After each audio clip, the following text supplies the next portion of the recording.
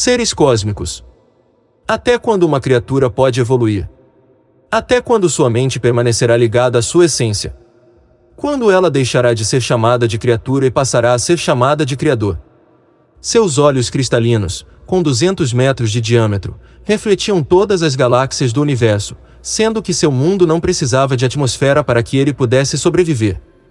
Já havia transcendido a fonte natural da vida que lhe era trazida através de seus pulmões, com o ar. A matéria composta em seu corpo já quase deixava de ser orgânica. O que existia de orgânico, em todo aquele imenso corpo, era apenas uma célula nervosa, escondida em sua coluna dorsal de metal. Seu planeta redondo obtinha toda a energia necessária do universo para poder navegar pelo tecido do espaço.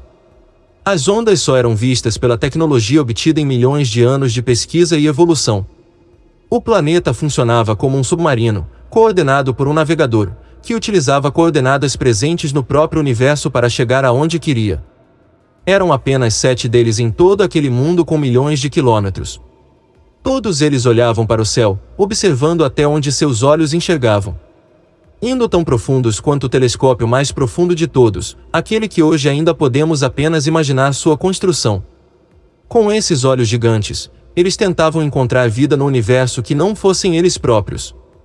Sabiam que estavam vivos há centenas de milhares de anos e assim permaneceriam. Somando a idade de todos eles, tinham 1 milhão de anos. E mesmo vivendo todo esse tempo, não tinham se deparado com nenhuma vida que não fossem eles próprios. Porém, mesmo vivendo todo esse tempo, o espaço percorrido na linha do universo era muito curto, perante o seu tamanho inteiro com dezenas de bilhões de anos. Eram 7 irmãos vivendo pelo mesmo objetivo. Comunicavam-se telepaticamente, utilizando uma tecnologia implantada no planeta cristalino, como seus olhos. Além deles, o próprio planeta vivia e podia enxergar além.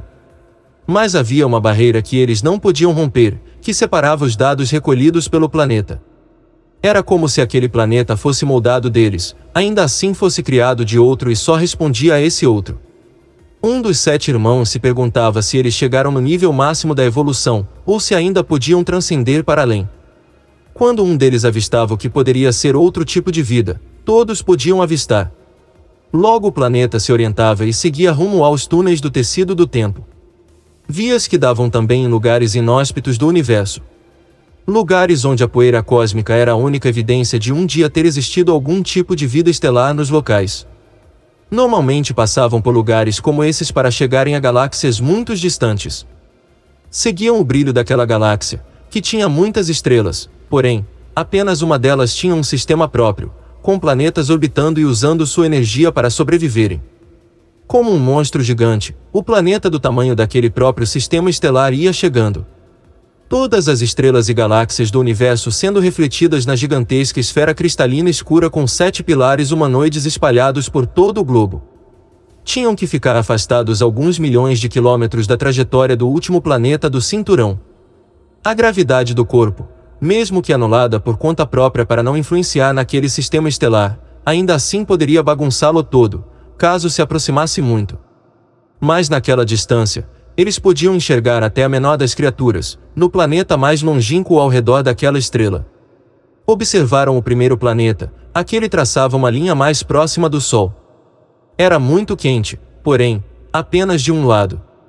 Os 7 deuses acharam interessante o fato de ser tão quente de um lado e tão frio do outro. Mas bastou apenas um tempo de estudo para perceberem que a órbita do planeta estava presa à estrela, fazendo com que rodasse muito pouco.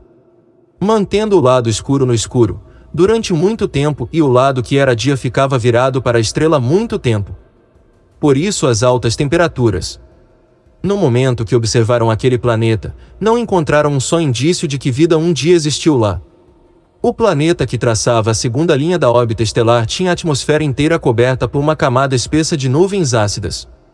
Isso impossibilitava qualquer menção de vida naquele momento do planeta. O terceiro planeta fazia um círculo maior do que os outros em volta da estrela. Chamava muita atenção por sua coloração azulada e esverdeada, com muitos tons vivos. Nenhum dos 7 tinha visto um planeta como aquele em toda a existência de seus corpos e mentes. Seus olhos procuravam com ansiedade, e quando encontraram vida, foi muito antes do que imaginavam.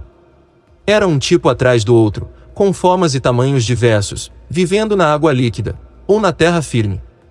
Aquele com certeza era o planeta mais vivo que qualquer um dos setes já tinha visto. Era muita coisa para observar e aprender. Uma espécie chamou a atenção deles e era exatamente porque era similar a eles próprios. Mas de modo geral parecia muito mais frágil, criada totalmente a partir de matéria orgânica, assim como eles próprios foram um dia. Mais diferente deles, tinha pelos cobrindo algumas partes do corpo, como na cabeça, no peito e ombros. Além disso, não tinha uma postura invejável. Os 7 passaram tempo estudando os costumes das criaturas. Mas um deles ficou fissurado com a criatura humanoide e todos os seus segundos eram destinados a aprender sobre ela. Esse era Rurik, o mais novo a começar a existir de todos eles. Em dado momento, ele pediu um tempo para os outros 6. Isso significava se aproximar ainda mais do planeta, mas sozinho dessa vez. O tempo lhe foi concedido e assim ele desprendeu seus pés do tamanho de luas de seu planeta e foi galgando o sistema estelar à frente, passando por alguns planetas, até se aproximar de seu foco. Pousou na lua do planeta, deixando com que a poeira seca e fria esvoaçasse fora parar no espaço. De lá Rurik observou tão de perto as criaturas que quase as podia tocar com seus dedos. Logo ele percebera que também era observado e não por poucas delas. Eram tribos olhando para o céu, realizando rituais. Onde havia terra, havia esses rituais. Foi quando Rurik percebeu que esses rituais eram hostis e isso estava marcado na face de todas aquelas criaturas, que pareciam ser as mais inteligentes daquele planeta. Mas ele não estava ali para prejudicá-las e sim para aprender com elas. Porém, a ignorância, quando aflorada, não se podia reverter e nesse caso ele sentiu a necessidade de ajudá-las. Ele teria que fazer algo para tirar a ignorância daqueles seres, pois ele via a possibilidade de um dia elas serem como ele. Uma entidade como ele, não era para ser temida, e sim adorada.